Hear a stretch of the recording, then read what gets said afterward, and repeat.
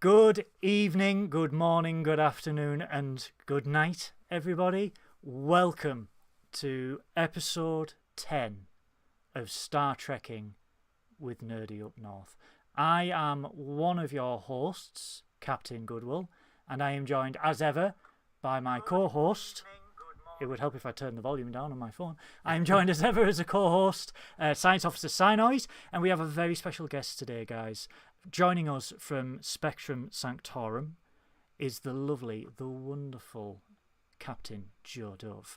Hello, guys. Good to see you. Thanks for having me back. Very happy to be here with my friends all the way up north, Nerdyville. Good to see you guys. I will say to everyone in the chat, this is my first time riding solo. I don't have the help of the cult leader Paul running this stream, so if there are any issues with the audio or anything like that, please feel free to let me know, because I am just freewheeling at the moment. So, but yes, welcome everyone. The chat is already alive. Oh, we do have the captain of the USS Caliente herself, Joe. Ah, Nita. We have the Spicy. lovely, very spicy. How is my buddy? How is Nita today? We've got Christopher Reed in the chat. We've got Beth. Hello, Beth. We've got Nerdy Up North. We've got Charlotte. We've got Sarah Bridge. We've got absolutely everyone. Please tell me that it's all working properly, because I can't take the stress anymore. I think we've got too many people, and we need some kind of fight to the death. Or some kind of Highlander type thing, so we can only have one fan at the end. They'd be like the Uber fan. Yeah, they'd be like the sort of Buffy the Vampire Slayer of fans, and we'd be like, yes, the Uber fan. There you go. Maybe not. Maybe that's not how fan bases work. Guys, we have made it to the end of Star Trek Picard. Yeah. It is done. I am emotionally destroyed by it. But before we get in to Star Trek Picard, I just want to ask you all, how are you? Hello. I am not Synoiz. I am a homeless person that they have just shaved. Before going on. Shaved? Where? I don't know. But yeah, like not here. Well, they just sort of stick some. You're a hair Delton. onto You it. don't have hair. It's fine. That's it. Yeah, but I've had a weird week, to be fair. It's all recovering from the 24-hour gaming stream. Oh, yes, you did weekend, which is I saw some. I popped in on that really quick. yeah, no, it was amazing. It was very weird though, because obviously like we didn't really factor in that the stream needed to last 24 hours, and yet we were all doing a full day on the Friday. So when we got to the end, we were like, we've both been up for like 41 hours. Oh, that's obviously Wow. we're like up at 7, doing a full day at work, then going on this to do the like last week's Picard podcast, and then starting the stream and being like, okay, You machine. It was absolutely brilliant, and thank you everyone who is a part of Nerdy Up North and everyone who joined it. You have amazingly managed to raise over £1,000 for St. Benedict's Hospice, which is incredible.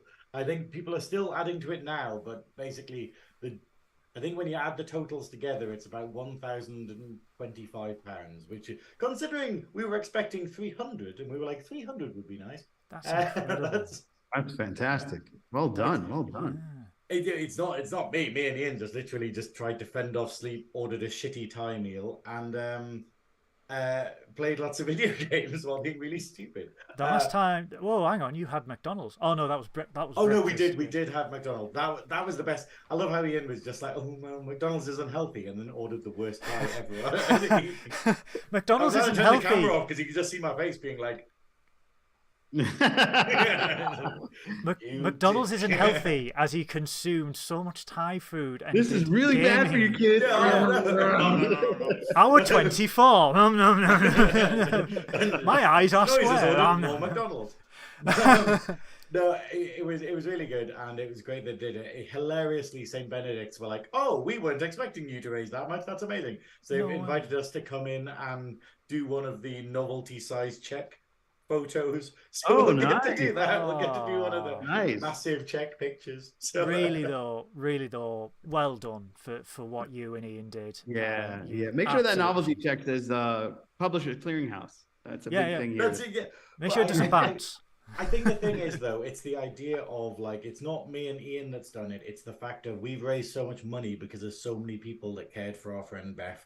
Like a lot of the people who put money in are people who knew her, who supported her, and also respect the charity, as you know. And then obviously a lot of people who are like know me through this or whatnot, or just good-hearted people. So it's like, because none of the others are, you know. I just realized the way I phrased that. I was like, all these people and some people who are nice, like, you know, who are like, you know, totally separate. But no, so yeah, that's all I have to talk about. But it's like the fact of it was very good, but recovering from it on Sunday was just like going, this is a choice. Yeah. Seriously though, well done. And Joe, Yes, sir.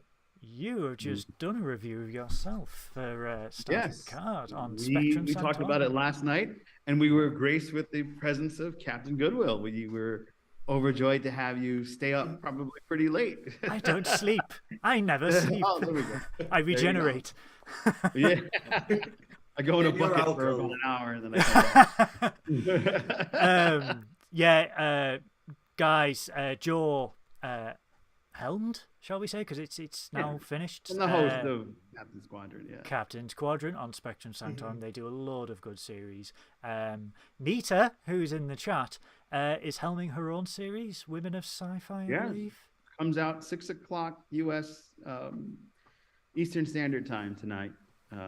You guys can do the math. You guys even later. That'll be like Will that be like 11? Be like midnight, I think. Or... Midnight for you, Yeah, maybe midnight. Yeah, but I love how in England it's so small that we're like it's the same time, whereas in America it's like which coast do you on because the time is different, and you're like what? Yeah. Well, you got Central, Mountain, Eastern, and Pacific.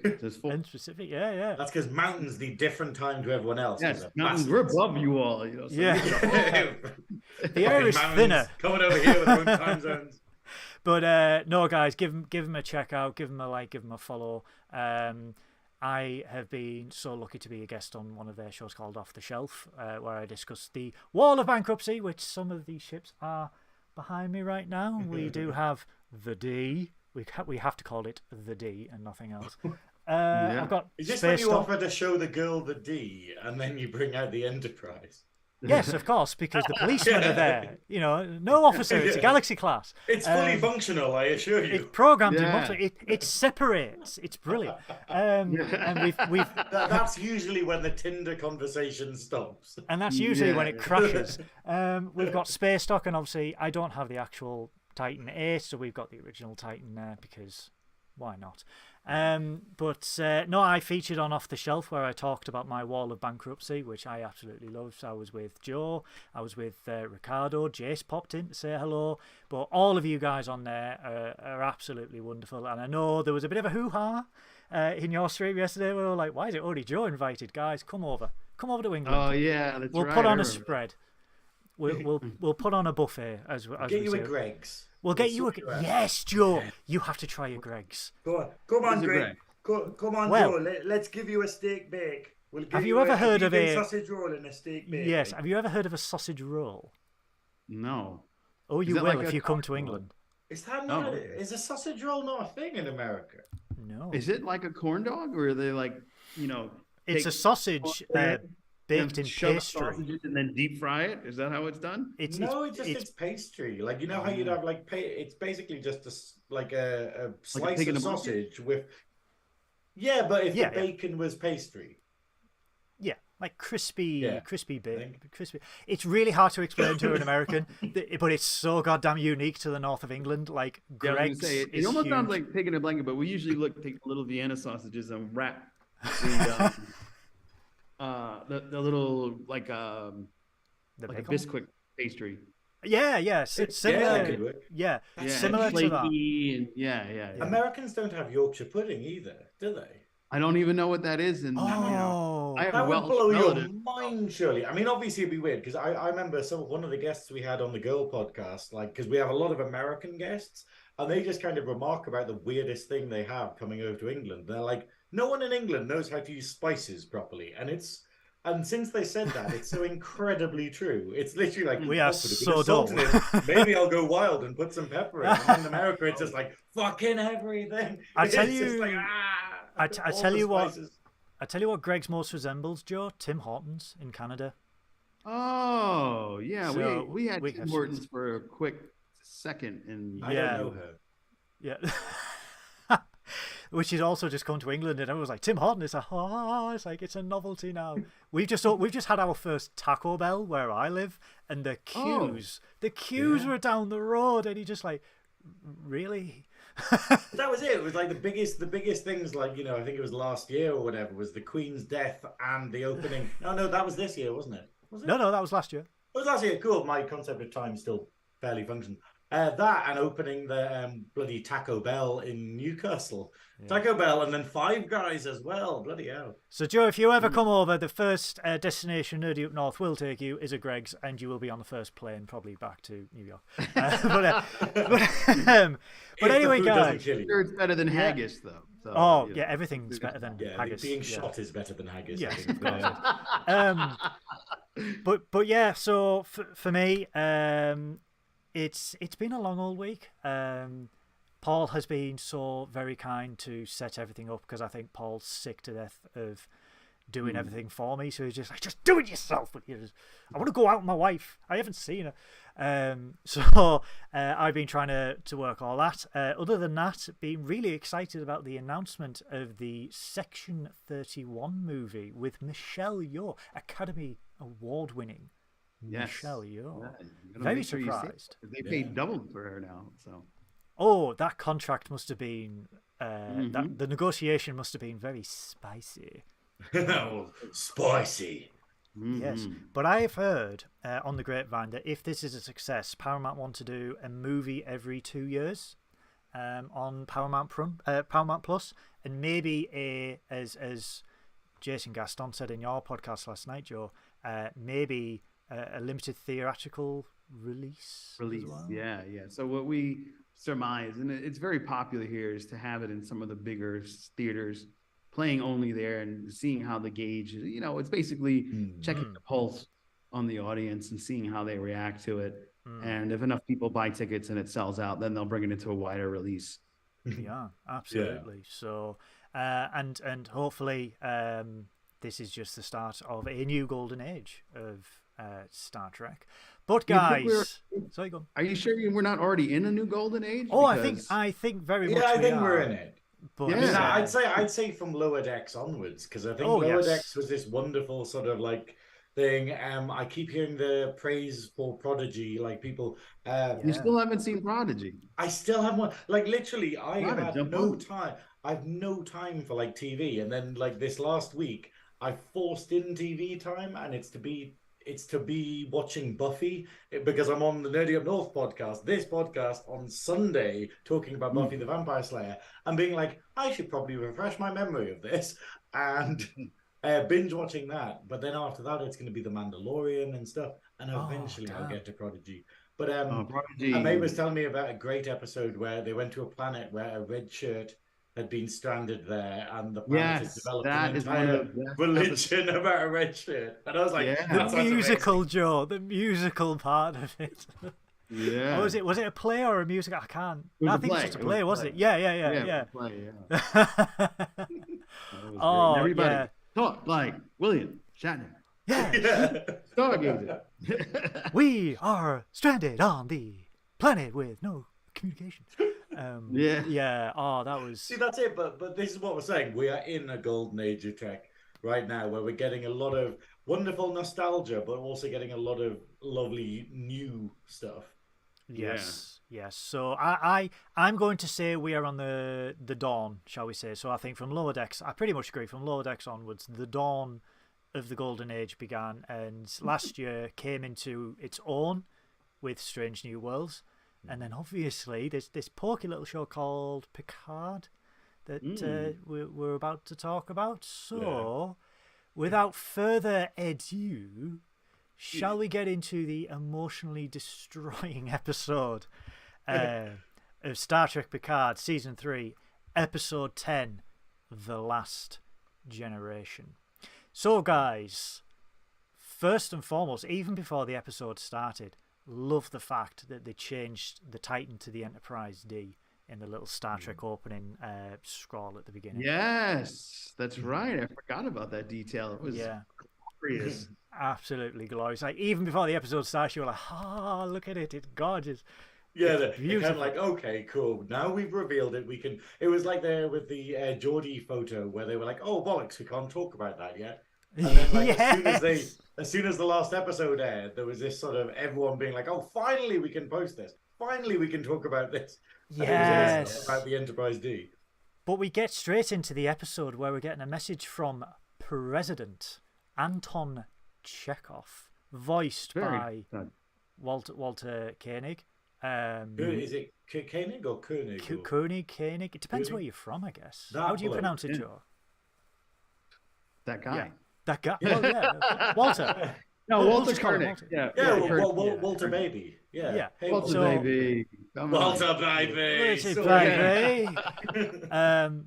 Bless. I mean, 81 years old. Is Walter, and to voice his son, Anton, which was a great nod to Yelchin. Anton Yelchin, who sadly passed away in 2015. Who played obviously Chekhov in the Kelvinverse. Fantastic little tribute there. Very reminiscent of Voyage Home, this little scene with the president, where he's just like, avoid Earth at all costs, farewell. Right, yeah. So I was like, oh, but it was a great little nod to Chekhov, and completely out of left field as well. How the hell this team for a year held all these secrets, I will never ever know. Really well, especially because Terry Metalis shared a picture of him and Todd Cheswick relaxing with Chekhov, the real Chekhov. Yeah. At his house. They were all, and he held the picture of the Titan. He was holding the mock replica, the golden replica of the Titan. Yes. So I guess Terry kept that from the set. Yes. So with this scene, obviously, the TNG crew are on the Enterprise D bridge. They detect a Borg ship in orbit of Jupiter. And I've got one question for you two. How did the fleet not detect a big-ass ship in Jupiter? And more importantly, how did Jupiter's station not detect a big-ass Borg ship in the eye of Jupiter? Windows 98. Yeah. They were too busy linking all the ships, so they couldn't detect anything. Yeah, no. Someone took the monitor off. It was firewall. It'd be like it's in like one of those movies where the security guard turns off one monitor, and or something. It's just like, oh yeah, that's cool. Like just that section of the planet there that has a big fuck off cube next to it. But no one looks out of windows anymore. Well, that's it. They were earlier in the season. We were surprised by people being like, "Oh shit, I forgot we had these windows." Can you believe, Christ? And then the rest of the fleet went, "No, we don't need them." Yeah, well, we're going. We don't need windows. Windows. But no, I think the problem is, okay, I obviously will get to my overall feelings about this episode later, but it was very much let's just enjoy it and suspend our disbelief for a fair amount of it. Because obviously the amount of jokes going on online about like, oh, we didn't know the Borg was still around, and you're like, season 2, like sort of what's that weird shit on the Stargazer didn't mean anything.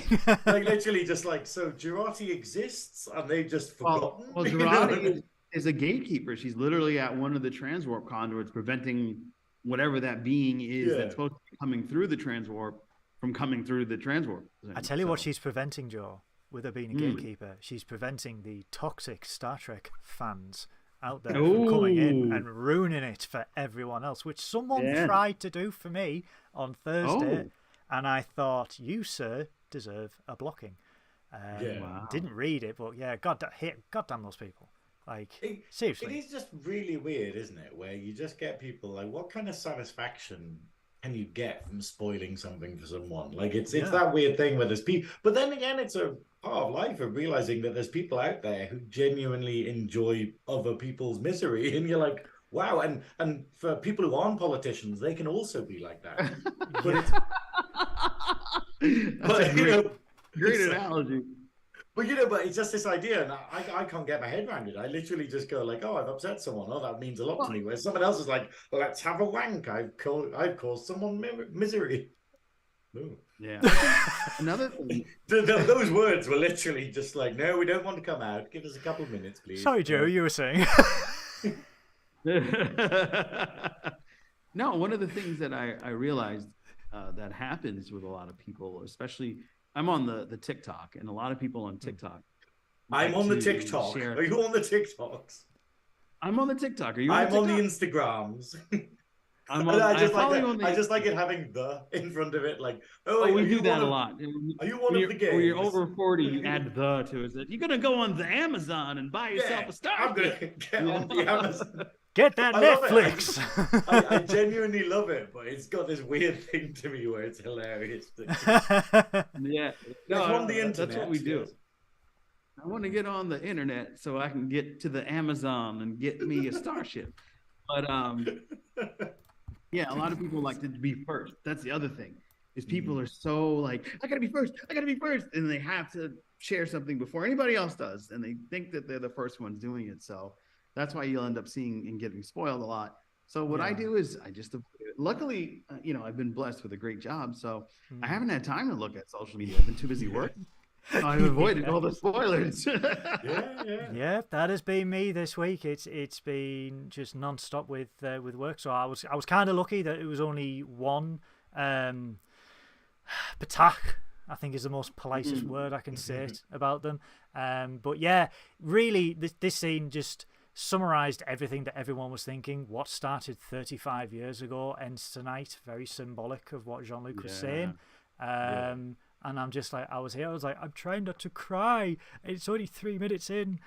It carries on from what Paul was saying, because last week Paul was saying about how this whole series has felt like a movie. It's felt like a sort of divided up movie. And this episode was a movie. Like, even that beginning bit where it goes, it ends tonight, and it was a bit too angry the way he says it. It's a bit too sort of dramatic, and then the music's... Well, I mean... Like, don't forget the line must be drawn here, like you know that thing though, where people go from normal dialogue to film dialogue. It just felt like that. It felt like these are the big punchy movie words, Yes. And I liked it, but it was that thing of going, this is a movie episode. Got it, Yeah, because we jumped straight into the second scene at Space Dock, just getting absolutely pulverized by the entire fleet, and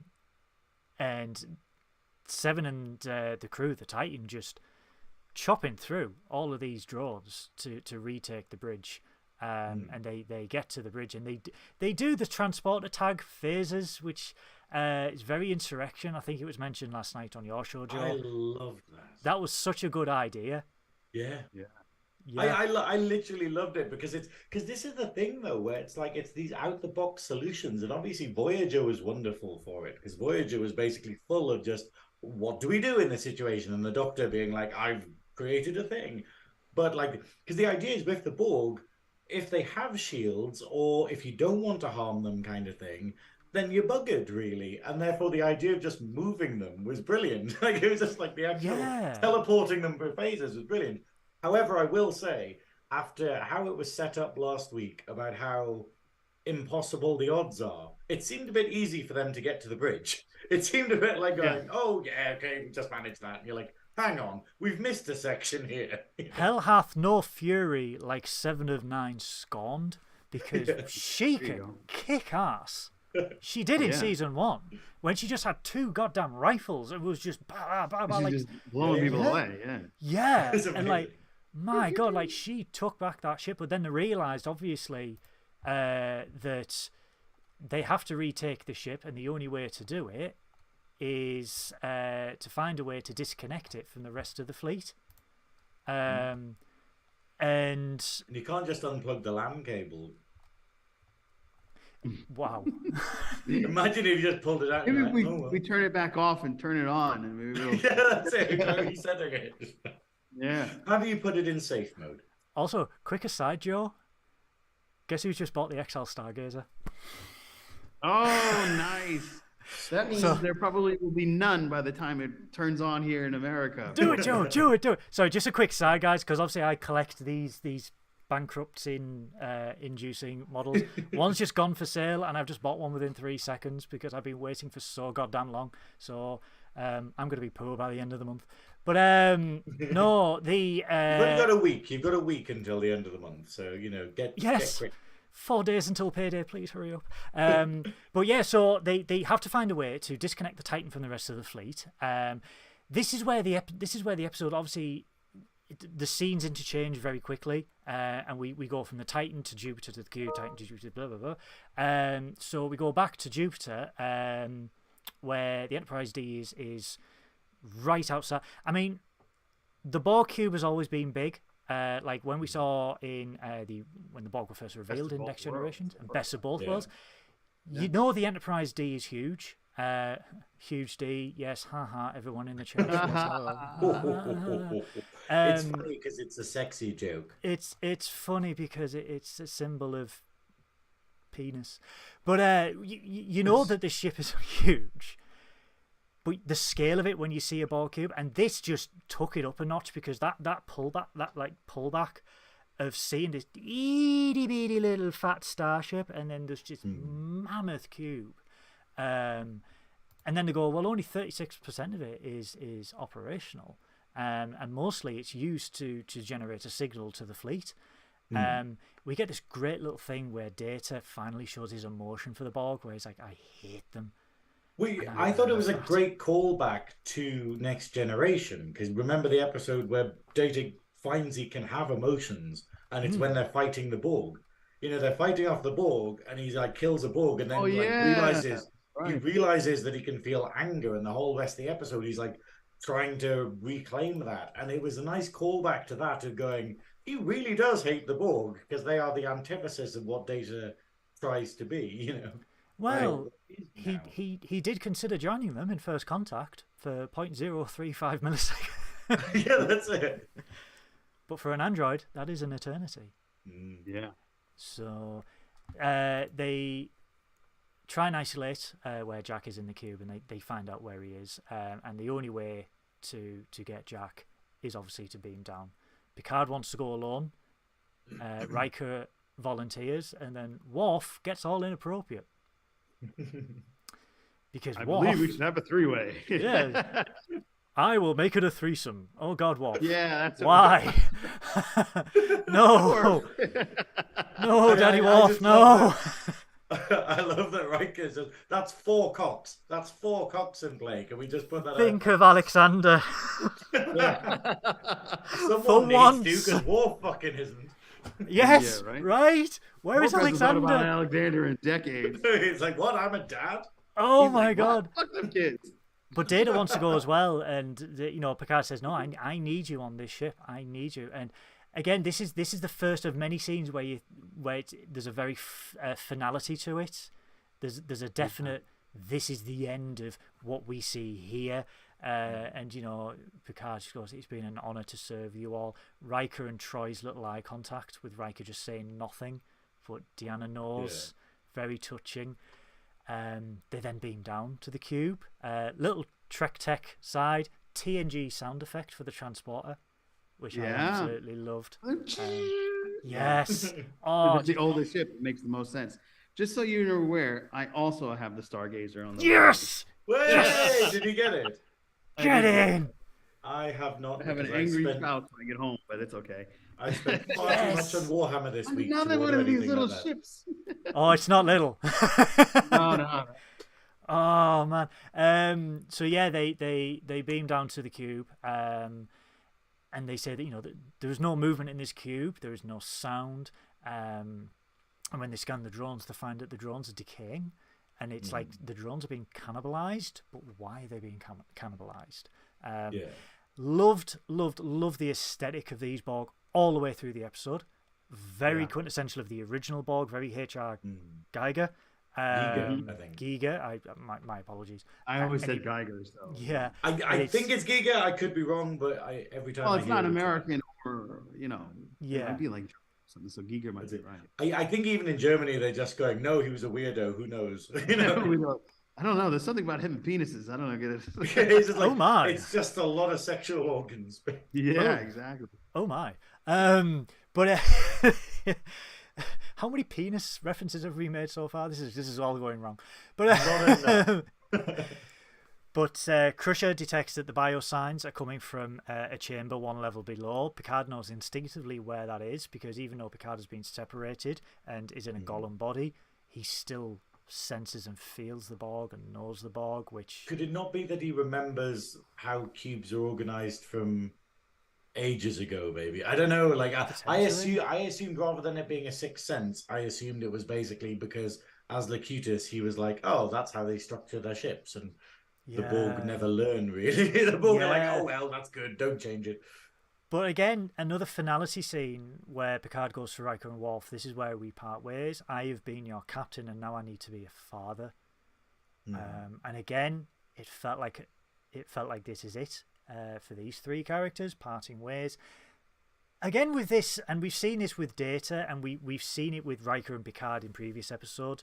Not a lot of words are exchanged, but body language, eye contacts.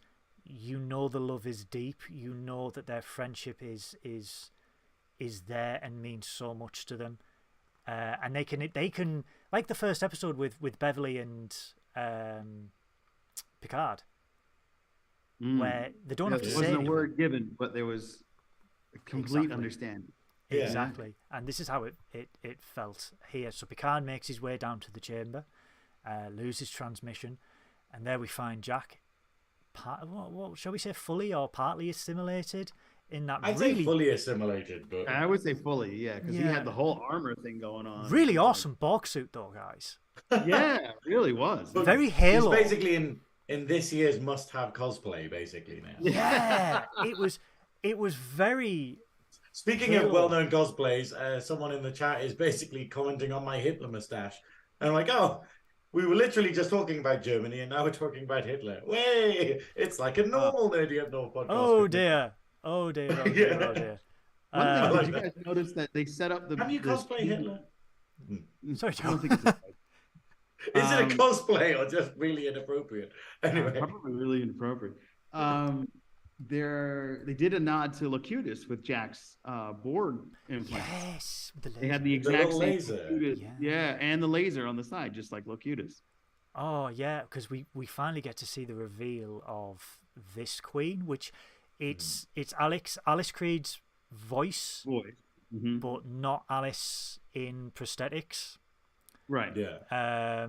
But we had a big thing on that last night. Yeah, but holy crap. That for me was terrifying.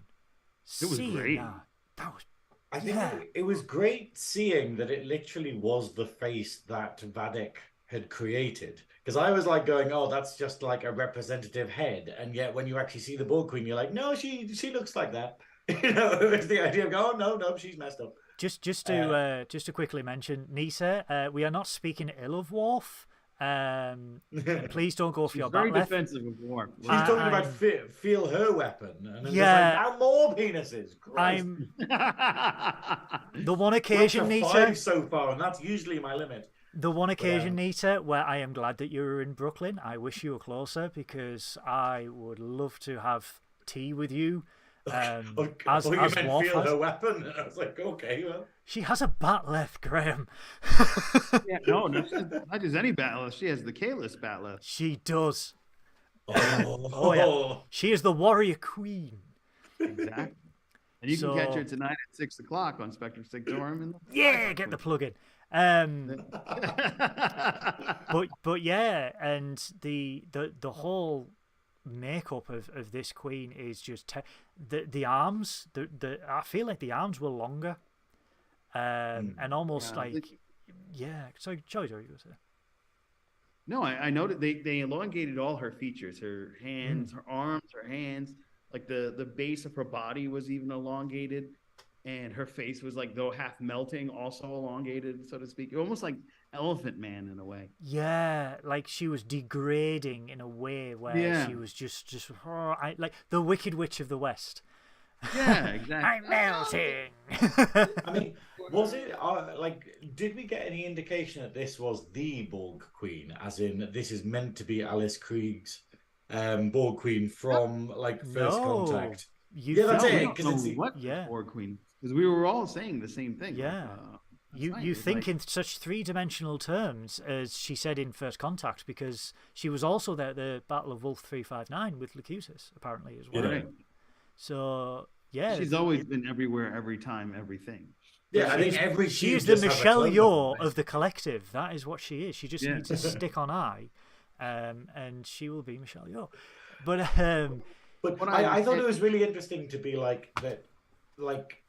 The weird thing about the Borg is that she had prioritized her own existence over like the collective's existence, where basically they didn't have a collective left. She was effectively cannibalizing all of the remaining drones, and assumedly had been doing that for like the decades that she'd been there or whatever.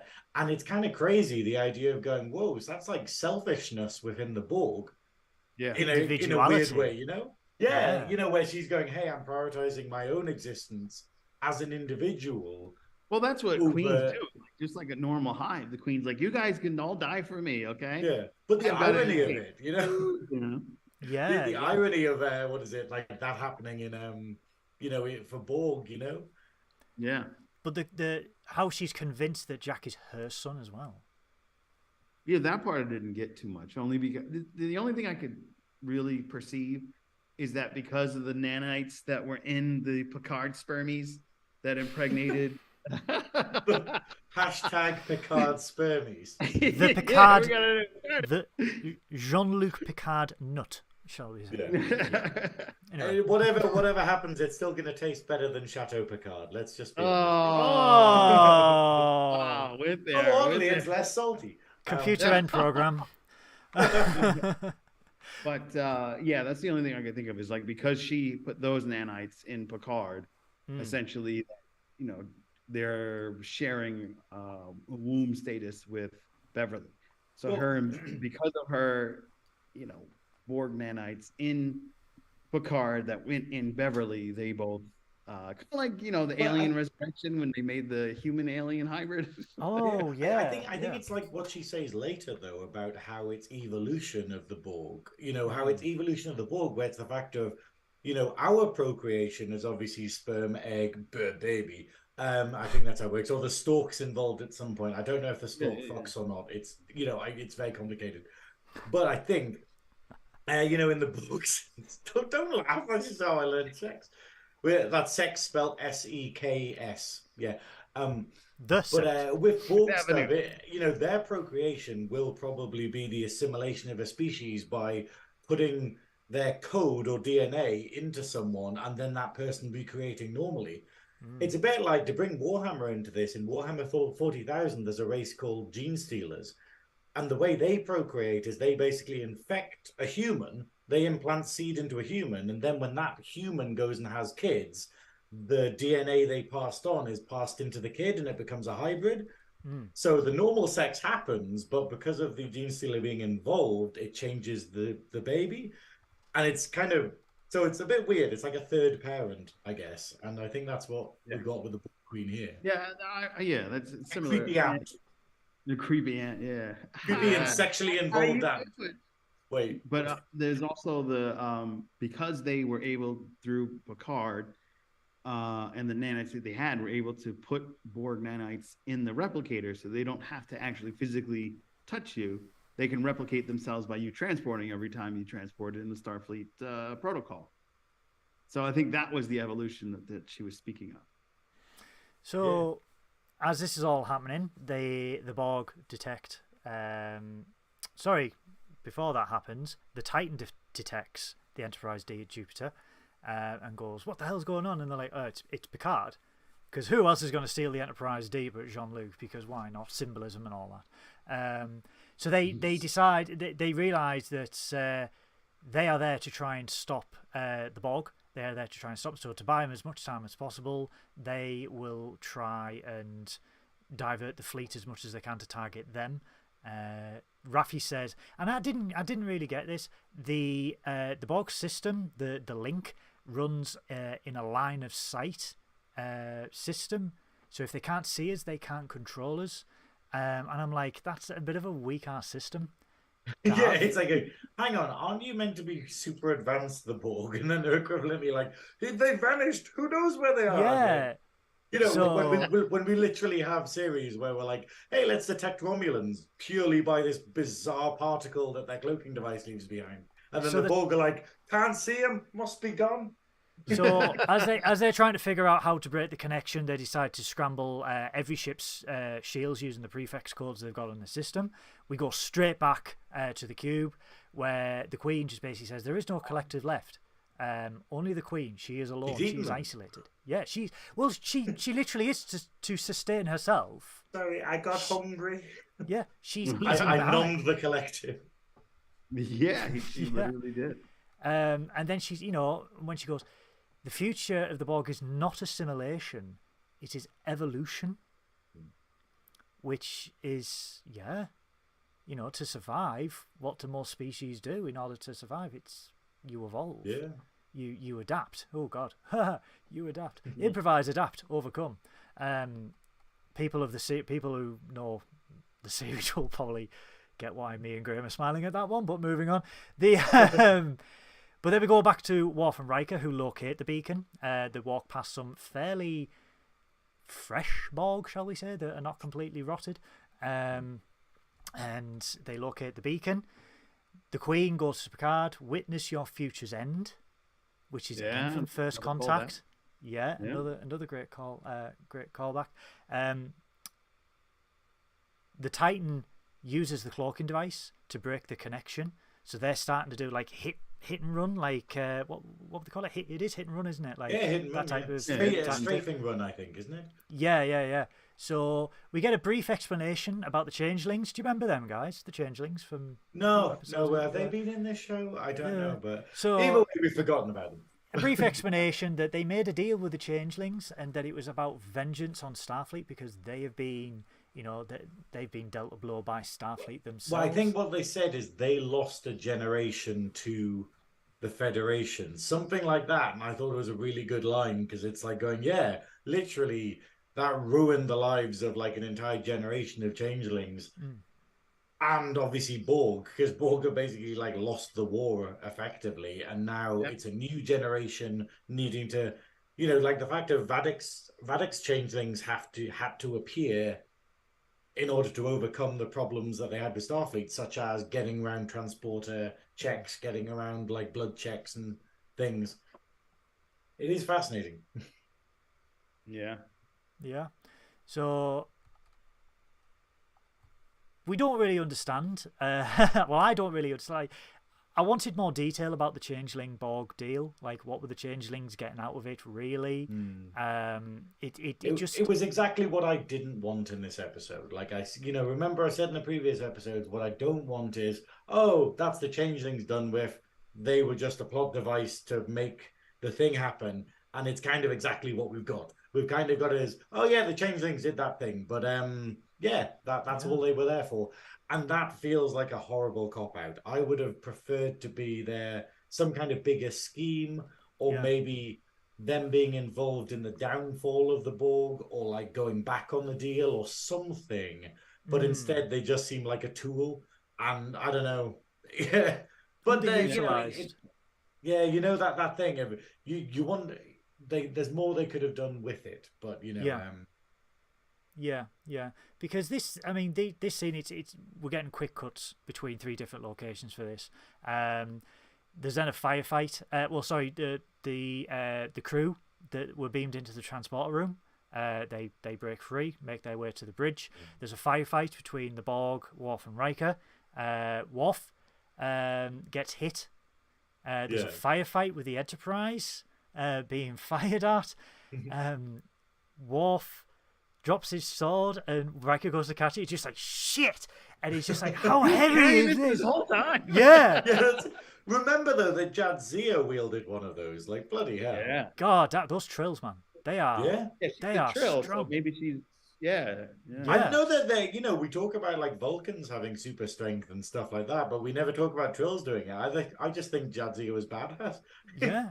We then go back to the Titan, where the Titans hit and run. Also, we missed the line from Worf, "Swords are fun," where Riker's kind of going like, "Oh, you had a gun in the hilt of this the whole time. Why weren't you using that?" Swords are fun.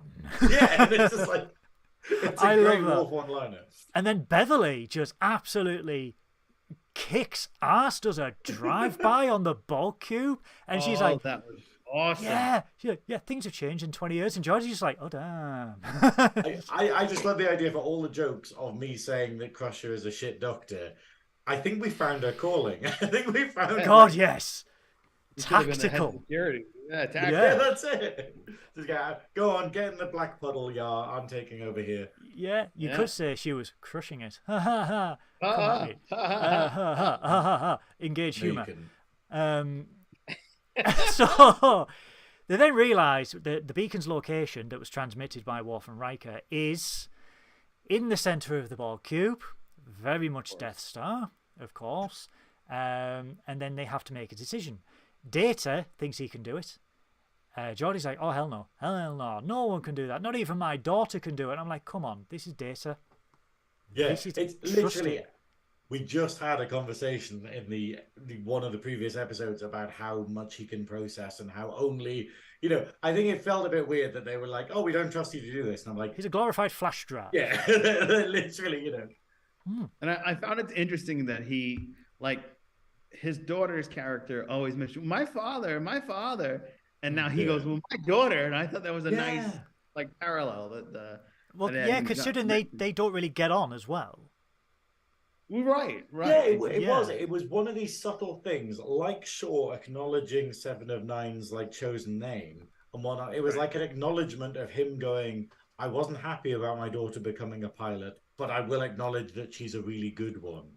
And I think that's a clever bit of writing to basically go, "Hey, there's this validation there," because we don't really get a scene between Geordi and her daughter before the end of the show. Yeah, we all want that validation, I think, in life. Father, please tell me I'm good at podcasting. Nobody watches. They watch everything. Hello, Mother. Hello, Father. So they trust Data, and holy shit, this scene where the Enterprise just goes balls first into the Borg cube. I was blown. I'm very few times in life when I'm watching something where I'll be like, yeah, that was me. I was like, whoa! I just like the way it was animated, the music, the effect. Holy shit, guys! And then Data smiling and Deanna going, "I'm sensing enjoyment." And Data's just like, I absolutely love that. Oh, really blown away with that. But then, aside from that, you see Space Dock's shields go down and just get absolutely wrecked by the entire fleet, and the planetary shields go down. Can we just take in how heavily armored the Space Dock was? Like, to the point of where we are used to ships where they take about 3 hits or 3 torpedoes and the shields are down to like 30%. This was being pummeled by an entire fleet for probably about half an hour by how the show was running. And you're like going, hang on, can you apply these shields to other things maybe? Yeah. Wow, man! That's a good point. They need those shields for the ships. Yeah, I put that on everything. I put that. It just be like. It could be like. I just be like, okay, whatever this is. It could be like the sheer size of it. Like if you look at that the original Space Dock, the sheer size of it. Yeah. What is the power core on that puppy like to generate that much energy? Do you know what I mean? Like, it's got powerful shields. Lithium crystals, right? Yeah. It's at least 10 Duracells. That's exactly what that is. The big D ones. The right? big D. The big D ones. Yeah. The big D. Yeah. We're getting the D references thick and fast. Oh, no, thick and fast. No. You got to be careful before it comes all over. Oh, no. You I'm just retiring. My perfect date. I'm retiring for podcasting after this. But the cloak gets destroyed on the Titan as well. Picard starts pulling out all the wires of Jack, from Jack, sorry. And then the Borg start targeting all cities. Little shout out to Sean Ferrick here, because he noticed in their review at Trek Culture today, Liverpool gets heavily fucking targeted. Yeah, I noticed that too. I was like, is that?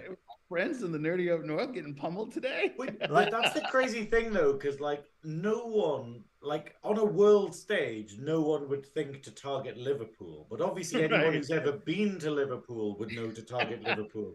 So it's a strange. I really hate the Beatles. Yeah, just like right. Yeah, don't like music. That's all. Yeah, the Borg have been to Liverpool. Yeah, that's how that started. Yeah, and I sat down. I was like, oh well, at least the northeast of England is safe. Yay! Yeah, but so they start targeting. The Enterprise D finishes its strafing run through the Death Cube, as I'll start calling it, and they find this huge beacon, and which looked like a living construct. Yes. Yes, yeah. From Star Trek Prodigy, it was a living construct. Yeah, that's a great reference. We knew it was coming. It is predictable. They can either take out this beacon and kill themselves and everyone on the cube and in the Enterprise, or leave it and everyone else dies in the Federation. So, but can I just point out? The needs of the few or the one. That's where we were going there. But can I just point out? LeVar Burton's acting in this little scene when he accepts it. Yeah, absolutely. Oh, really? It started breaking my heart from this moment onwards. This is where it started breaking my heart, where they accepted their fate and they knew that obviously, like Joe's just said, the needs of the many outweigh the needs of the few. Riker and Worf won't go back to the Enterprise.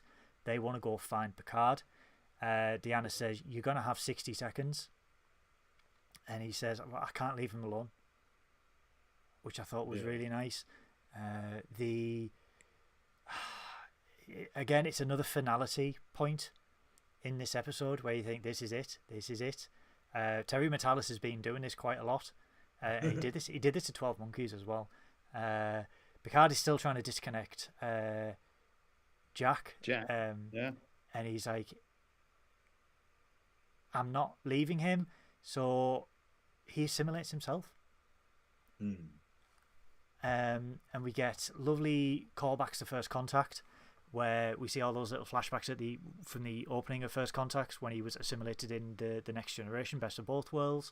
And then we get this lovely slowed down, because within this hive mind, everything is slowed down, because you can see by the sparks and everything like that time was moving a lot slower.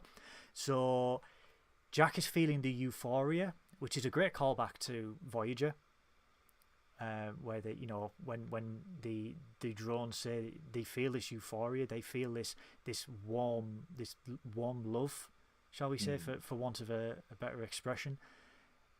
And Picard is like, perfection is not euphoria, it is death. And he then starts to Which is the most metal thing Picard has ever said. Oh, Picard's a metalhead. We need Picard just in proper corpse paint. We need Picard and let it proper. Do you think on his flash drive Picard's got Slipknot as classical music? Yeah. Can you imagine that though? It's like, can you imagine though? You know how like originally in Star Trek we had it where it was like the classics like Mozart and stuff being played. And then in Picard, we've had it where it's like the sort of 70s, 60s, 70s music playing. When it does the next sleep, it might be sort of death metal or something, or like Taylor Swift. Black metal. It could be Taylor Swift. What breakup is she going to be on by then? Christ. Oh, I mean, Tay-Tay will probably be immortal. She will. She'll get a Katra, or she'll get a Trill symbiont who will take on Taylor Swift. The Swift. Yeah, the Swift. And then other people become like sort of, like Esri Swift, Jadzia Swift. But from this scene onwards, this is, I mean, I don't know what you guys felt, but this is where I just lost all emotional control from this, because this spoke to me a lot more than most with the whole father-son thing, where Picard basically says, when I was at my vineyard, I was just waiting to die, and I was waiting to die alone. You are the part of me I never knew that was missing. And Laris is just there being like, well, fuck me then. Oh, we'll get to Laris. We won't. Actually, we won't. We never will. Touche. Yeah, well done. You had your episode, fuck off. But, so the Enterprise makes the decision to fire. knowing what's going to happen. But guys, this scene with Picard and Jack, I just, what do you feel, please? Because I'm going to well up if I keep talking about it. I don't know. It didn't actually affect me too heavily. It didn't affect me too heavily, but it's the fact of it was a scene that needed to happen, like in regards to Picard talking about, and it was a great finality to this because, like, rather than Picard being like, "Hey, I just want to, I just gave up. I'd retired. I'd done all of that," and then he's gone on all these other adventures in this series, and like, it's been one good one. But like. Two sort of false starts that were quite forgettable, like a trip to Liverpool, and then the third one, which is like been really enjoyable. But I think that's a great thing though, the idea of, and we need to take into account like how much of an arc this is for Picard, in terms of Picard hates kids. That's the main thing. And then Picard realizing that what gives him completeness is realizing that he's a father. And there's a wonderful kind of, there's a progression in the character. It's a completion of Picard. Because, like, it was the part that was missing, but it is a completion for Picard. And then when he said, when he's like, I will stay with you to the end. You have changed my life forever. And that hug, when it all just starts breaking down. And then when Jack just pulls himself out from that. And it just all goes Pete Tong, because Riker saying, again, I love you, Imzadi. I'll be waiting for you with our son. Yeah. Holy shit. Oh, yeah. Holy shit. That. Jonathan Frakes. We've touted Jonathan Frakes throughout the last 10 weeks. That man, when he acts, is absolutely top notch, and that got me that. And Deanna senses it, and for God's sakes, just hijacks the Enterprise again, and everyone's going, "Oh no, she's going to finish the job." Imagine if it was like a blooper reel where she does that and still manages to crash the saucer section somewhere. But saying that, into Jupiter, and you're like, "No, well." But saying that, holy shit, she drifts that Enterprise right above them. Beams them all up, and then before Picard gets the cord pulled out, gets de-assimilated, which I'm like, okay, they just do that now. I don't think if he was like, was he actually? Because did we see Borg veins and stuff? I saw he just I thought it was starting to grow on the side. I didn't know that. I literally just thought he put a cable in. I'm like, that's not how cables work, but okay. Sorry, John. Just be like, I'll just put this mic cord into my neck. Yeah. XLR, baby. The other thing that was, stood out to me is he's no longer Picard. He's a golem. Yeah. He's not, so the he's positronic. Yeah, he's positronic. Yeah. It shouldn't have. It shouldn't affect him. Yeah, that's it. You're welcome. I'm gonna make you bastards. I think it's one of these things though. Like once we've discussed the episode, I will probably go on to my none of this made any fucking sense, rant. Oh no. But it was a wonderful spectacle, but it was like you're saying, there are a lot of plot holes in this. But we got a fun send off, Great explosion of the cube when the Enterprise D escapes as well. Yeah. Again, best of both worlds.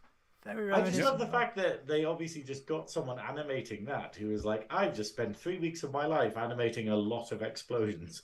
It was so intricate. It wasn't like like originally in Star Trek where it just goes blah, and like there's explosions or green screen or whatever.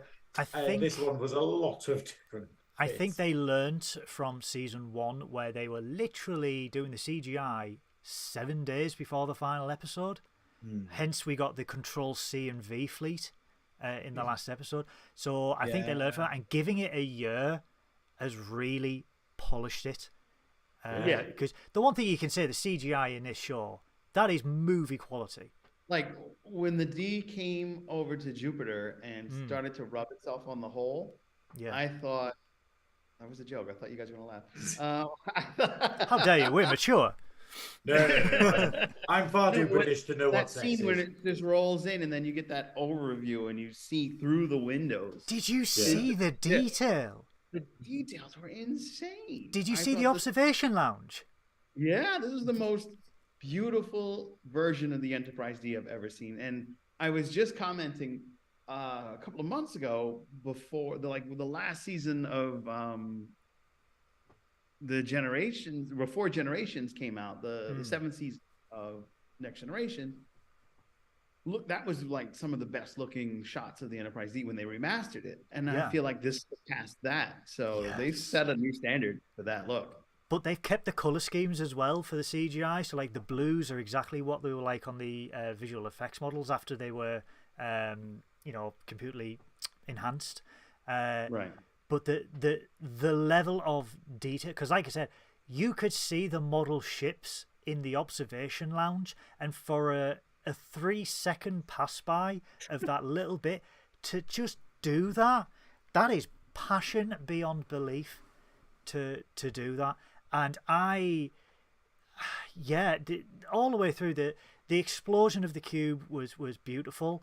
The next scene, which is a callback to the Undiscovered Country, where you see the Enterprise and the Titan flying into the sunset above Earth. Yes. Absolutely, just stunning. Absolutely stunning. Because just before that, where everyone gets de-assimilated, and we see that Geordi, again, LeVar Burton, where Geordi just sees his daughters are safe on the Titan. Oh, that man can do no wrong, and he can convey so much emotion without even saying a word. Yeah. With those contact lenses. Isn't it weird that like we're getting to see so much of it because he doesn't have the visor? Because obviously in the original TNG, it was like he had to be really expressive because he just had the visor, and then all you got was the eyebrows going up. You haven't got the eyebrows going up. Oh, look, guys, I'm expressing. Oh my God, Yes, you know, it's like, and it's so weird having him in this series being like, oh, you can actually just normally act, rather having to do that. But then we go to, obviously, everything has been taken care of with the Borg. We get that beautiful shot of the Titan and the Enterprise flying over Earth with just a fuckload of debris everywhere. I mean, good God. Did he say? It's Space Legolas. Debris? Yeah. Debris. Yeah, lots of cheese all over the. That's it. Oh, it was made out of cheese. Who knew? But we see Space Legolas. We see Nolan North, who captained the Excelsior, just floating past, and he was like, And they'll be like, "I won't be back." Is that Shelby? God damn it! So this is sort of like one of 3 endings that we get, where Riker is basically saying, Stardate 1. Crusher has been promoted to Admiral. She's fixed the transporters, which I was kind of wondering how they were going to get about that. And because I know you guys on Spectrum, you were saying like this could be something they could really focus on, and increase transporter phobia and be like, oh, how do they fix? Well, we were talking about this, weren't it? Because I raised the concern that this would be a great plot line to go forward with, of just being like the lingering effects of it. Because obviously, like, when Picard got de-assimilated from Locutus, he still had Borg bits for a little while and whatnot. And it was... And you get Jack. They just go, fuck it, you're safe, are you done? And it's just like, that's a bit non. But then again, and I love the fact that it does a 1 year later jump, like there. But then it's like, couldn't it have done that and then done the transporter thing? Because it suggests that Beverly's done this in like a week. It's just like, it's Crusher. It's sorted all out. She crushed it. She crushed it. Simple as that. Remember, she figured out that virus to cure that virus that everybody was getting on the starship. In Next Gen, there was like everybody was getting basically COVID. It started out with a sneak, and they were all like dead. Wasn't that Pulaski? No, that was Crusher. Okay. But let's not forget, Joe, she fell in love with a candle within a day. It's true. Hashtag candle slag. Yeah. Sub Rosa. God help us if we review that. Fingers crossed. Fingers crossed. So we do see finally a changeling one changeling. Yeah. You know, so she's developed this transporter to eradicate the Borg code from people and to detect changelings. And I'm like, aha, right, okay, bye. Yeah, exactly. But it's like one changeling and that's it. And it's like, oh, they didn't torture people. They just kept who they wanted. And I'm like, Yeah. Okay, right. Nice that they've wrapped it up a bit. But I'm hoping if we do get some sort of spin-off, they might do something more with it. Because I do feel that the whole changeling aspect was built up until episode 8 or 7. 8? Yeah, episode 8. Yeah. And then just that's it, it's Borg. Yeah, that's it. And it was a real shame. Like, it was just like, oh yeah, they were a plot device. Like, and obviously all of us were very excited for a continuation of the DS9 plot line and being like, is this a reformation of the Dominion? How is that going to affect the wider thing? And then it just gone, nah, it's fine. It's done.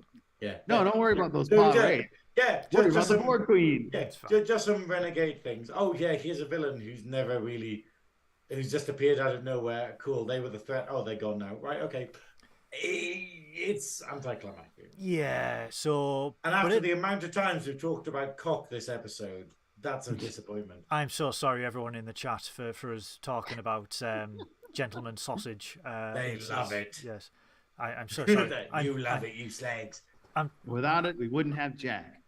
Yeah. No, we wouldn't have anything to Jack. We wouldn't have Borg spermies. But anyway, so we move from the log to Captain Tuvok talking to 7 of 9, basically giving her a dressing down, as they say.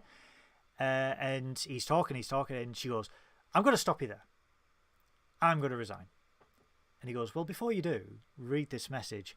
Holy shit, I was already emotionally compromised by this point. If I was in command, I would have been relieved ages ago before this scene. We see Captain Shaw for one last time.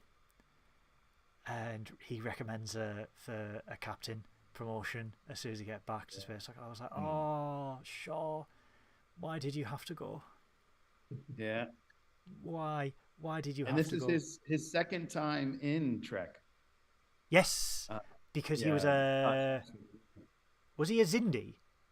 No. He was a Vulcan. No, he's been in 3 times then, Joe. He was a Xindi as well. Todd Stashwick. Oh, okay, I thought you were talking about the Russ. Tim Russ was in Star Trek 6, and he was in. He's in Next Gen. Generations. He played one of the Next Gen, when they hijacked the ship. Right, and he was almost. He was also in DS9, wasn't he? He was also in DS9 as one of the Mirror Universe people, but I think he was himself in that. But he didn't get named in the episode. He's been in like 4 series. He's coming up to beating you know who. Maybe. Nita says that the ears made him look like an elf and not a Vulcan. Space Legolas is floating in space, Nita. It's done. I think, though, with age and weight loss, those ears might pop out a little bit. Maybe. But, I didn't notice, to be fair.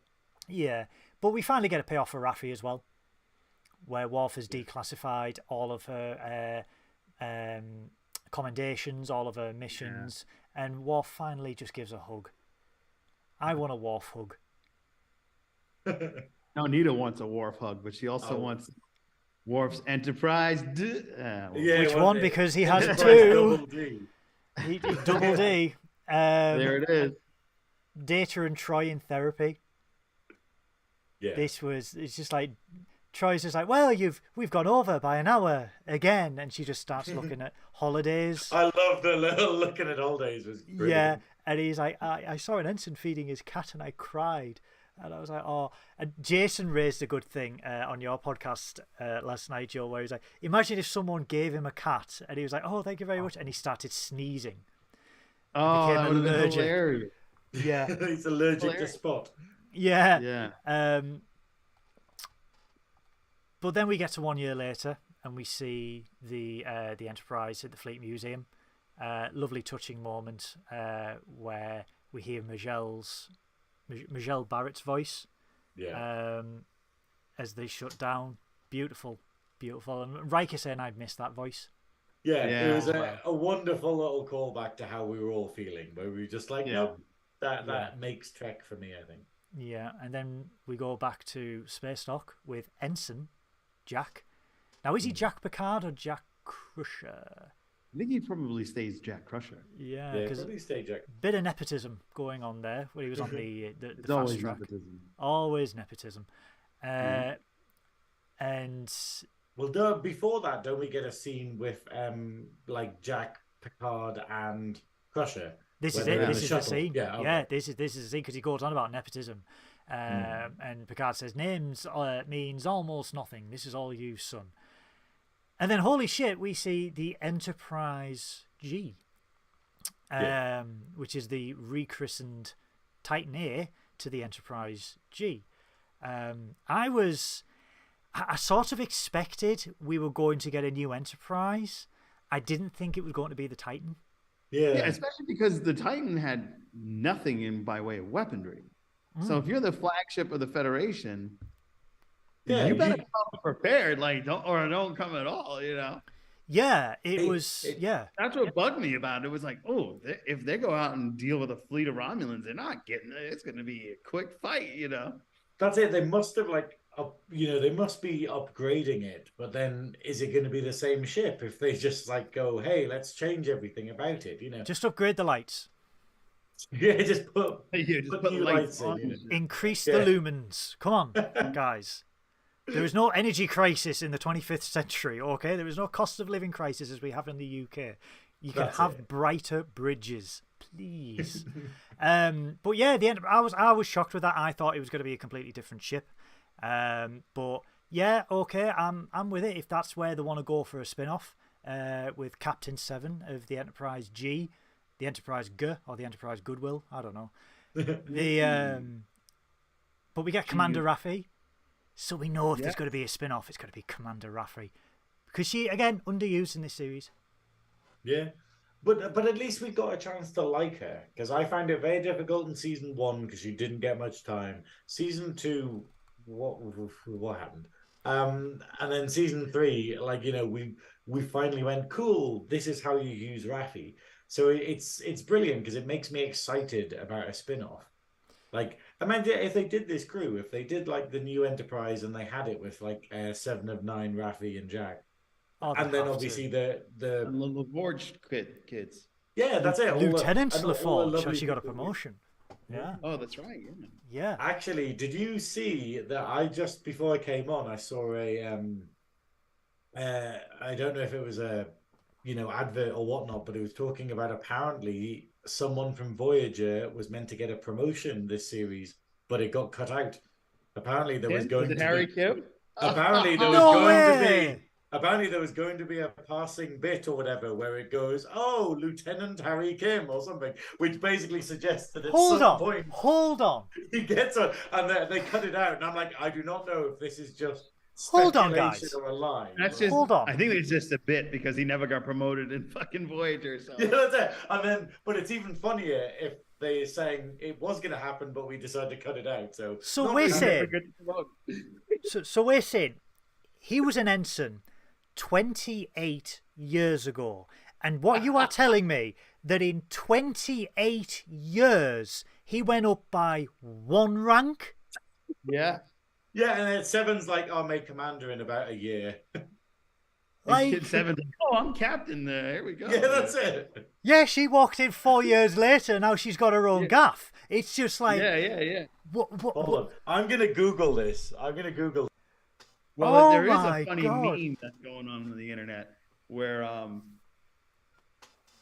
it's Picard and Riker. He goes, "Oh, please welcome the new ensign," and it's old Harry Kim. Oh, it's gray hair. With the future with the gray hair, yeah.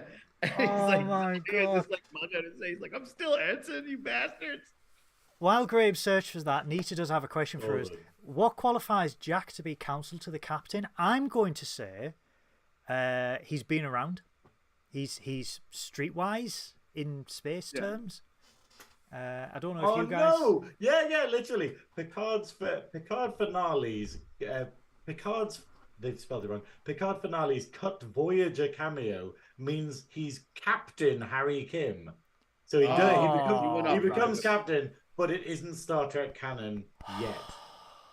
Yeah, well, apparently, he was meant to be a cameo, but it didn't make it.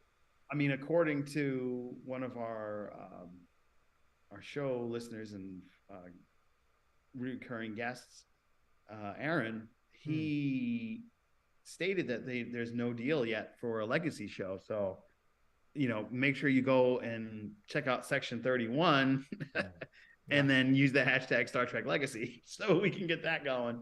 Yeah. So, and now that, but as I was saying on the show last night, with Discovery ending, which was the highest budget of the shows in modern Trek, and with them not doing a Section 31 show, but rather a Section 31 one-off movie, that probably frees up the budget, unless Michelle Yeoh just ate all the Discovery budget. Academy Award says, you got to give me all the pennies. Imagine. And we're like, you're worth it. But, we know Paramount's going through some changes at the moment, and we know that they're trying to cut costs as well. Right. And I understand that. Having worked in the industry, I understand that. But this is a franchise that is literally carrying your company at the moment. Picard broke the Nielsen ratings this week. First Star Trek show ever. Yeah. Really? Yeah. Yeah. Yeah. No other show in Star Trek. No other Star Trek show. That means including DS9, TNG, Voyager, all of them. This is the only Star Trek show to ever crest on the Nielsen's ratings. So and I thought it was this new Trek, and then I read the article. Because I read in America. I'm not from Florida. I can't. Oh damn! Oh damn! But yeah, it was shout out to Florida. Yeah, fuck that place. Florida's the Liverpool of America. Yeah, totally. Love Florida, just like they did in Enterprise. That's what That's it. They improved it. The Zindian. Yeah, they improved. Oh, you blew up Florida? Thanks. Hey! Come see our Grand Canyon 2. The whole series was to go and thank them. Yeah. Yeah. We're going to Zindi space to say thanks so much. You cleared up a whole lot of junk. A bunch of hoarders and weird people down there. But yeah, so that was the first Star Trek show to ever hit Nielsen ratings. So that begs two questions. One, what are Paramount thinking about? Because it's a no-brainer. And two, give Terry Matalis the keys to every goddamn thing when it comes to Star Trek. Because, holy shit, he knows Star Trek. He knows how to write it. He knows how to run it. Yeah. Seriously, like, he is... I mean, yes, it's fan service. It's hard to deny that this series has not been fan service. But it's been fan service done right. What we've been complimenting on this hasn't been, oh, look, it's Riker saying something. We've been like, look, it's two characters having a great conversation and having a really emotional scene. Yes. It helps that it's Riker and people doing it. But the fact is, you just go, a show written by this team would be brilliant. Like, the big problem I had with the previous is that none of the characters were believable. They just did what was required of them. And in this series, we've had very little of that. We've had, obviously we had the episode where it was like, we need to get from A to B. That was the whole thing. But like for the majority of it, we've just gone, wow, like we've liked the new characters. We've liked Shaw, and that's not nostalgia. We've liked it's sort of good Jory's writing. Daughter and we've been caring about the bridge crew and their new characters, and it's just going, the power of good writing and giving him the keys to the cast and good show runnership, which obviously who's the other guy? The guy who shit? Alex. Alex. Yeah, him. Fuck him. Alex Kurtzman. Yeah. Yeah, it's this idea of going, okay, he does not know how to be a showrunner by the sound. Well, it's interesting because Terry was the writer for Picard season 1 and 2. He's been there since the beginning. Has he? But he's not been the showrunner. He was only the showrunner. No, it was David Goldman. Because the running joke is the good episodes of season 2 are what Terry Matalis ran. Right. Yeah. And then everything else Terry Metalis didn't run was poor. Exactly. And this has shown that when he is put in control, he can produce. He actually, like Jay said, he actually made the Borg menacing again, because my main gripe with Voyager is they've defanged the Borg. Yeah. Borg ship, who cares? We'll just handle that. Yeah. We'll just use nanites. Yeah. We'll just use anti-Borg chips. You know what I mean? Like they just figured it out. Like screw the Borg. So before he made him. Sorry, Joe. No, he made him menacing again, and it was great to. It was great to have that. When did you say the Borg were menacing? Is it like season 1, season 2, season 3? First contact. Season 3. The first contact they were menacing. The original Best of Both Worlds. It was like, oh my god, what the hell is this? Yeah. Though they were scary. I think when they first hit on the scene, it was like, technological. It was spoken one voice. It was this big cube. It wasn't really a starship.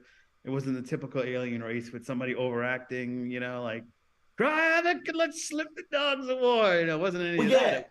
It was like, attack you. I mean, the joy of the Borg is that all of the stuff that would usually be done can't be done with them. They can't be bought. They can't be reasoned with. It was this idea of them just being like, no, you can't stop us. We will assimilate you.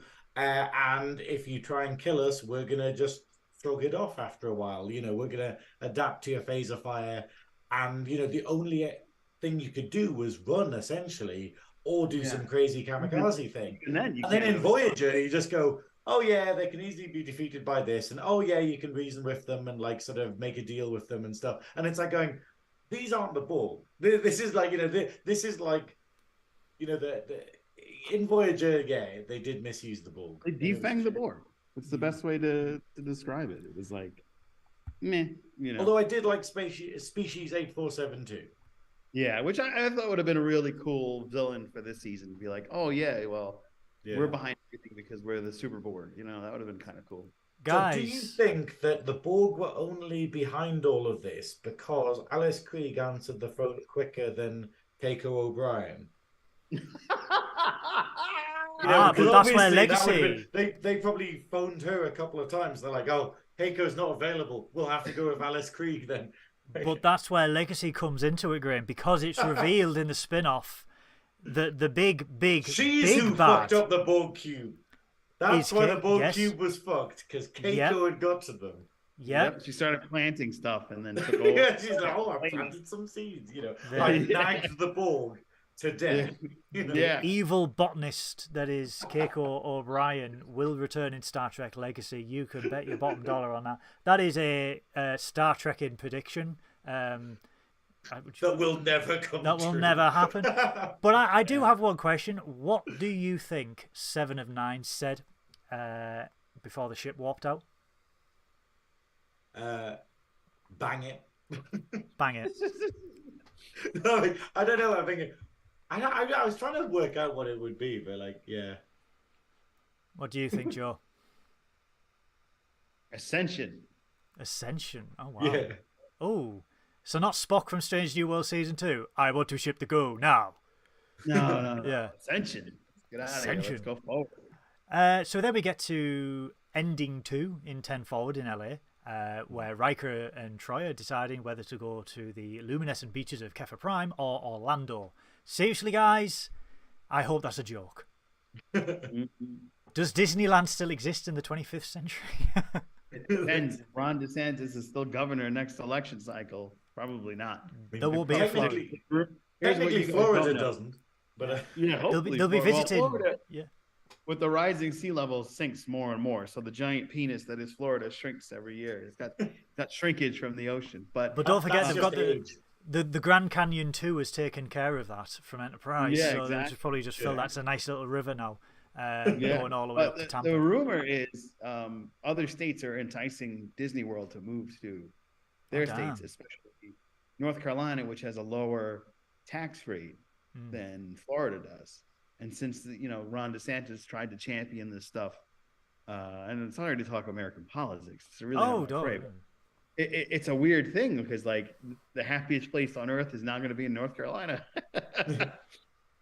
So I can only imagine. And then you will kill the Florida budget. You'll have no money. Oh yeah, because you'll only have Universal and a few SeaWorld. others and SeaWorld. Yeah. We have a member of Nerdy Up North who is a great follower who's actually from North Carolina, so he's probably sat there going right now. Yeah, probably. But so it's time for speeches and data again. There was a young lady from Venus. Oh yeah. I love that. He never gets to finish it. We get a wonderful speech from Picard, but a perfect way to end with this crew is poker. And we get that lovely single shot of them playing poker, and it's just revolving around the table. And I think that was absolutely... What a wonderful long shot that is for the entire really credits. And it does that, like, whole thing. And the actors just being like, we've got to pretend we know how to play poker. No, Yeah. It's a great notice way. that we never got to see the hands that were dealt? Oh, no. We never got to see it. You know Worf's cheating. But yeah, I think for the TNG crew, that is a great way to end it. It's a happy ending. They all survive. It is a group of friends, a family, just having a game of poker. Like at the end of all good things, it's a game of poker. Because then we get ending 3, guys, where Jack is setting up his quarters, and holy shit, Q. Oh, awesome. I love that scene. Just to add yes, we're totally ignoring season 2. Yes. Nail in the coffin. They're gonna Girardi that, fuck that. Oh, cute. Yeah, they're still alive. It is literally like, oh, fuck season 2. Nita, I only said that about Worf to entice you. I'm sorry. I'm so sorry. That Batleth can reach over the Atlantic, so I'm quite worried. But yeah, again, much like the Queen, he's basically like, oh, humanity's interpretation of time, you think in such linear terms. And I just love the fact that he's like, my father told me about you. And he said, I thought you said humanity's trial was over. He was like, Jean-Luc's was, your father's was, but yours is just beginning. To end on what is a beginning. How can you not have Star Trek Legacy now? With it, I also like the idea that it's basically, you don't need to continue this. I think it puts this wonderful suggestion of going, hey, what Jack's life is going to be like exciting and stuff, but it doesn't really guarantee a series, like in terms of being a disappointment if we don't get one. Because for instance, I'd love there to be a Star Trek Legacy and then not really bother with Jack and focus on other things, but this sets it up really nicely that they can do whatever they want and we'll be happy. Yeah. Overall, though, guys, where the fuck is Laris? So Laris, she's literally just like, Picard. Poor fucking Laris, like literally, man. Like the fact that she's just like, yay, we've fallen in love, and Picard's like, oh, I'm just gonna go and save my ex, so I'll just leave you to do the move and stuff. And oh, I've just met up with my ex. Turns out we've got a kid together, so bye, Laris. And you're like, fuck Laris. It's just I think it's one of these weird things where basically this series didn't know what to do with seasons 1 and 2. And I'm not mad about it because I would have preferred they didn't exist. But, like, someone earlier was saying, like, sort of like, oh, Picard season 2 was rubbish. And I was like, 1? That suggests that 1 was good. Whereas you could, okay. But no, I think you could have, it was okay. You could have started with a card, like, Picard season 3. You could have started on that with a little card saying, one day, Picard became an android, and continue. And then you can happily just roll into season 3. That's the only thing, that's the only takeaway that is essential for, like, seasons 1 and 2. Like, So Joe. Yeah. Where's Laris? Laris is currently the owner of Chateau Picard. She sells a wonderful new blend of Romulan ale and Chateau Picard vintages. A better tasting. Now also known as piss water. And is now earning money from the lack thereof representation for her end of the show. So therefore, she is now getting gold press platinum. She started a charity for like sort of totally plot ignored Romulans, such as Elnor, such as Laris, such as actually, you know what else she's doing? She's trying to find the species that was mimicking her from the past. Oh, yeah. The Guardians of Forever. Yeah. Oh, are they? No. Gary Seven? No. What was that? I forgot what they were. In season 2 of Picard, she was there in the past because she was some Watcher species that was overlooking. I don't even know who anymore because it was Renee Picard. Yeah, Renee Picard. She was overlooking Renee Picard. Yeah. Yeah. I think the thing is like, I'm going to be very critical of this episode. Like, obviously, you guys are talking about it very emotionally. You're saying, you know, you loved it. I was disappointed by this episode. I enjoyed it as a fun, like, hey, it's a big, it's like a big sort of send off and stuff, and it hit all the notes correctly. But it was the idea. There were so many. Why is that the case? Why has that happened? Like a Borg ship with no defenses whatsoever that they can just wander around. Oh, they were shooting at them. Oh, they were shooting. No, but this is the thing. It's all the things where you just go, okay, so when Riker and Picard and stuff go into the ship, there's no defenses. But they drive the Enterprise through the ship, and yet the Borg have internal defenses, like guns and stuff, but that don't seem to be in the corridor bits. But that there's a perfect route, Enterprise-sized, to the core of it. You know, it's stuff like this where you're sort of going like, I know this is a spectacle episode, but that's ludicrous, you know. And then obviously the idea of going, oh, Data can pilot us out of this. Oh, so can Deanna. Okay, right, you know. I think there were far too many why is this happening in this for me. And it was a great fun episode, but I do feel like, I don't know, I would have preferred something else for the finale. And like we've been saying in the chat, it would have been good if we got some actual finality, like Picard dying, or it felt weird for me. Like, you know, maybe, sorry to be so negative, but it was the idea, like we're saying with Laris, all it would have taken is a simple conversation or something, or maybe sort of like Picard sort of ending the episode, sat down with Laris being like, what an adventure I've been on, kind of thing. It's all yours. You know, something like that. My son, you know. Yeah, that's it. Oh, by the way, here's my son. And, you know, and a crazy demolitions expert, essentially, now, whatever Crusher is. But, it was a strange episode because it was emotional, but at the same time, like, why is the Queen there? Why did the Queen not have legs? Couldn't there have been like the Queen she was with legs in First Contact? But is it the same Queen? Yeah, so it's the whole thing. It's like, but that's it. It's like, is it a totally different Queen? Why is she disabled? What are all these things? So it's how the idea of going, could there have been a fight scene there or something? Or it just seems a bit weird that the Borg Queen was like, hello, I'm going to leave myself totally defenseless, and. You know, I don't know the whole thing. I'm literally just like, he's pulling the wires out of Jack, and you're like, do you have anything to stop him? You know, it's like, what is the point of you having arms if you don't? You know, it's like, do you have a gun? You know, maybe just like you have two arms, give yourself a gun. You know, but stuff like that, where there was a lot of suspension of disbelief things that in previous episodes of the series has been very clever not to have, where it's gone, oh, that question's answered, or oh, we thought about that. This felt very much like, oh, fuck it, big explosions, you know, and yeah. Oh, so you're saying this was the Michael Bay episode? Kinda, yeah. This was the big, hey, we're working with nostalgia, we're working with movie kind of like stakes. Yeah, it was an odd one, because obviously all the questions we were saying earlier about why is there a Borg cube in Jupiter and why has no one noticed this? You know, and like, what happened to it? Where's it gone? Where are the changelings gone? Like, why were they involved?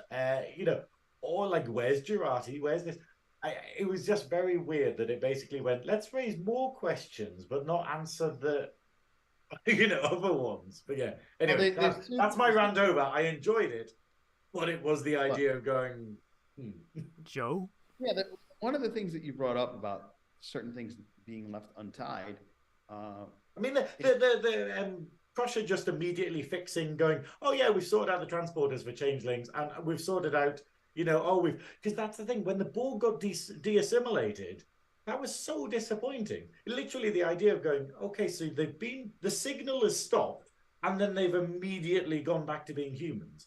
Like, could there not have been something where they were still Borg, or they were still messed up and stuff, and then it was going, hey, this is going to take years for us to actually, detangle this, and they're going to go, I think that would have been a more, how like DS9 ended, where when DS9 ends in the Dominion War, it's very much on the note of going, wow, we are all fucked because of this. Like the consequences they of did this are going to last. A great exposition about explaining, holy shit, 10 billion Cardassians are dead. And all these people are dead. And all these Klingons are dead. And, the fleets of the Federation, the Romulans, and the Klingons are left to scrap heaps. And they had to recommission old ships just to have a fleet to defend themselves. Yeah, you got a big, explanation as to how things were at the end. This one was more like a, yay, we're happy, everything is awesome. You know what I mean? Why would the Borg make it so it just goes, oh yeah, you just get cured. You just get cured if the signal gets turned off. You'd be like, I wouldn't build that. If my goal was to take over the entire sort of race, I'd be like, no, let's make it so, what's it called? Scorched Earth. Where you just be like, cool, yeah, if they manage to defeat us, the kids die. So if the signal cuts off, everyone who's infected just dies. But that's what I mean. It's the fact of, you'd have to the show needed a happy ending, they made it very unbelievable. Sorry. You have to remove the nanites, Joe. What was that? Yeah, if they set it up where you had to go to each one of the kids and remove the nanites, that would have been a little bit cooler, because then you could have this one Federation ship catapulted itself out of the system. And now that's the new Borg species. You know what I mean? And then it comes back later seasons. They're like, shit, we found one of these. Oh God, it's got people, from that event. The same as the Ferengi that get lost in TNG and then appear in Voyager, or the Borg that go back to First Contact. And it just felt very much like, okay, the season's done with. There are no loose ends anymore. Yeah, except for two. You still got the Jurati blocking whatever the fuck it is that they're blocking. Yeah. And then you've got the giant AI that was coming out all tentacly from season one. the Hent AI. Yeah. The what AI? The Hent AI. Hentai AI. Yeah. Hent AI. So, overall, though, Joe, what did you think of season 3? Season 3 was by far the most stellar season that we've seen in New Trek. I'm grateful for Discovery for bringing Trek back from the dead on our streaming services, which I guess can be considered cable now, because everybody complained about how expensive cable was, and yet they buy all these streaming services and go, wow, I'm spending more than I did on cable. But I think is great writing. Everything was a satisfactory ending, and it was what I anticipated, and I was in the realm of maybe they're gonna wow us with a very amazing sacrificial scene with Riker and Worf, especially when they got on the cube and they started fighting those drones that came alive. Those last couple of drones, the only defenses that the Borg Queen had. I thought maybe that they weren't going to make it, and this was going to be a big moment. But somebody had mentioned in one of the chats, they were like, no, they learned from the mistake of killing off Spock and Data in the past that everybody had to come out of this alive. So, and I got that, and it makes sense, and I appreciate that. But I just really think that we had 10 strong episodes. Each episode was almost like a little movie. So it was like the Next Generation actually got more movies than the original series in the long run, because I think Next Gen only had 4 movies. Whereas the other one had 6. Well, this 10 makes 14 movies of the Next Gen, in my opinion. So I think that was awesome, and I just wish that the technology of filming wasn't so good that you had to darken everything to hide all the imperfections of the actors. It's I strongly agree with you. I think this has been by far the best series of Star Trek for damn near 30 years. This has consistently, every week, blown me away. It's been well produced, well written. The music is perfection as far as I'm concerned. I have never immediately bought a soundtrack. Did you buy the vinyl or the CD? Just a CD. But not a CD. It's a download. You did? Okay. Yeah. But it's everything about it is beautiful, wonderfully acted. These old dogs can still teach you some new tricks, shall I say. I absolutely loved it. I am devastated that it's over. But subsequent shows have a lot to live up to now when it comes to they have to compete with Star Trek Picard. This will be the new base level now. I mean, not for Lower Decks and not for Prodigy, but the live action. Not for Strange New Worlds either, because it's a different movie. Yeah, exactly. Yeah, it's a different tone. It's a 60s tone, shall we say? Yeah, it's classic Trek. Yeah. Anything that comes after this in this sort of style, maybe Legacy or whatever they're going to call it, it has to be as good or better than this. So they do have a lot to live up to. If we don't get it, I will be happy that this is all we're going to get. But for me, a solid, I would say 9 out of 10 when it comes to it. But I loved it. I have loved reviewing it every single week with you, Synoiz. I have loved having you on as a guest, Joe. It's a lot of fun. I've loved the friendships that I have made over these last I can't believe it's only been 10 weeks. Making friends with you, Jace, Ricardo, Starfleet Sohail, Sean Ferrick, everyone that I've sort of like gone out and just be like, I'm a Trekkie, and everyone's just been so welcoming, which is for a franchise which has a lot of gatekeeping has been really weird for me. Yeah. But I'm so excited with what's coming up next with Strange New Worlds. I'm so excited for Lower Decks, Prodigy. I am just genuinely excited for everything. Which leads me onto our next little segment, because obviously... what we're going to do next? Because obviously we can't review Picard anymore because they're not making any. So what we are going to do, guys...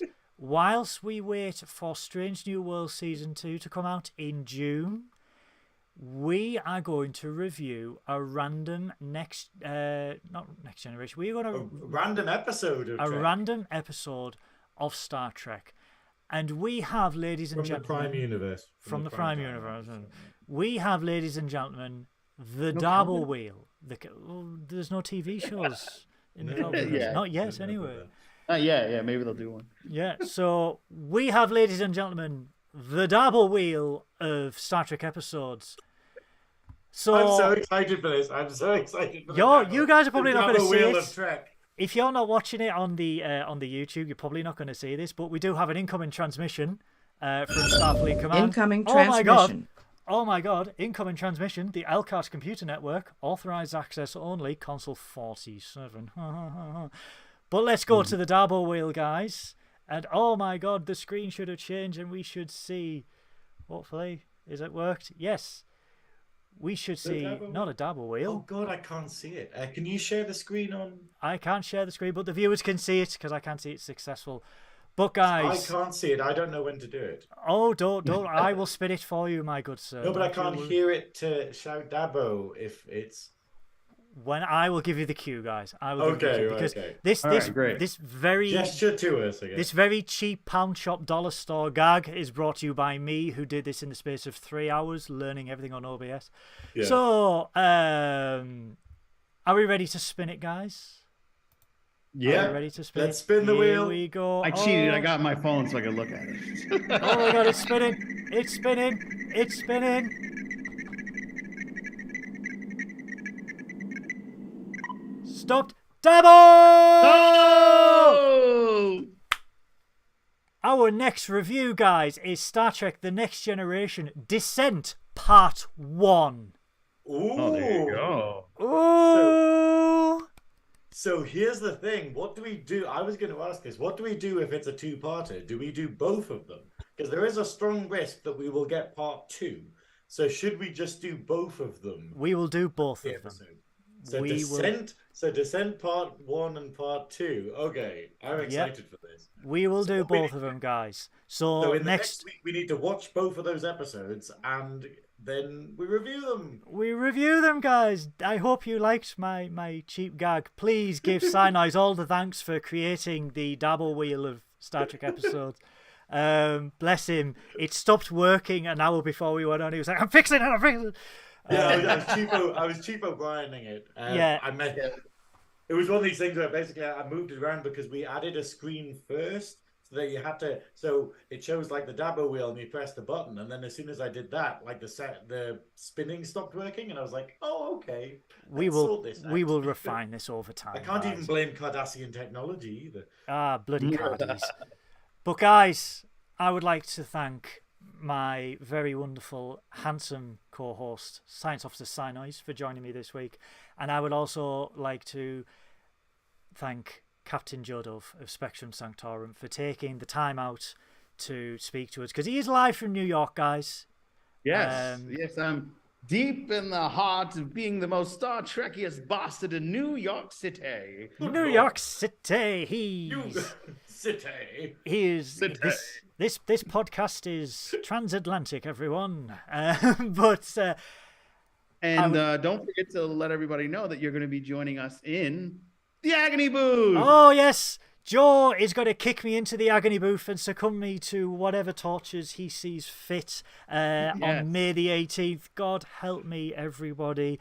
Yes, guys, Spectrum Sanctorum, all their links are in the description below, as you will well see. There is also a link to my good friend Alison's Race for Life for Cancer Research UK. Please donate whatever you can, no matter how small. Please donate whatever you can, because it is a good cause. Because let's be honest, guys, fuck cancer.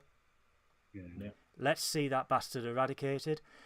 The links for Nerdy Up North are all down there. I'm going to keep doing this because Paul thinks it's annoying, so I like doing it. All the links are down there for Facebook, for Twitch, for I believe the Tick and the Talk are there, YouTube, and just everything, And if you've got a penchant for Twitter, I'm on Twitter at Goodwill None. Synoiz's descriptions are always down there. What was that, Joe?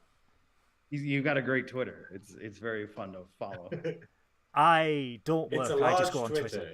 It is Twitter that matters, not the size. It is. I have thoroughly enjoyed being on Twitter and making so many great friends, like you, Joe, and like Jason and Nita. I love Nita. Nita from the USS Caliente. Please, you are with honor. But no, guys, follow me on Twitter if you want to do so. If you want to be badgered with Star Trek content all day, every day for as long as I live. Other than that, though, I would like to thank everyone who turned up tonight to watch. It really does mean a lot. Thank you to everyone who likes the video, everyone who subscribed to Nerdy Up North. We have reached 4,000 hours viewed on YouTube. So YouTube are currently they are scrutinizing us currently. They are probing. Oh God, they're gonna watch this and be like, "Whoa, there's too much D in this, guys. I prefer the E. I prefer the A." Crusher's a shit doctor. Yeah. We can't approve this. But guys, you hear that thing they said about the candle? Yeah. What's a candle slag? They used the term candle slag. We were like, oh, please let the episode that gets chosen either be Sub Rosa or Code of Honor. And just be like, no. But guys, thank you so much for the last 10 weeks. Thank you to Paul for allowing me to have a show. Thank you for Synoiz for joining.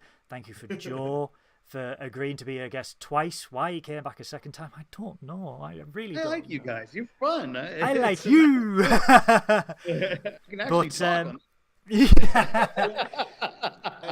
before we say total farewells, though, remember that if you don't think I'm a dickhead, I will be on the Nerdy Up North podcast on Sunday, Sunday coming up, talking about Buffy the Vampire Slayer, because it was all like on television in the 90s and it was good. That will be live. You can Live, 7:30 UK time. Yep, 7:30 UK time, guys. I will put all the promos out on the Twitterverse, and no doubt we will heavily promote it on Facebook in the Facebook group. So, all I've got to say is, guys, thank you so much for being here. We will see you next week. Live long and prosper. Toodaloo. Meow.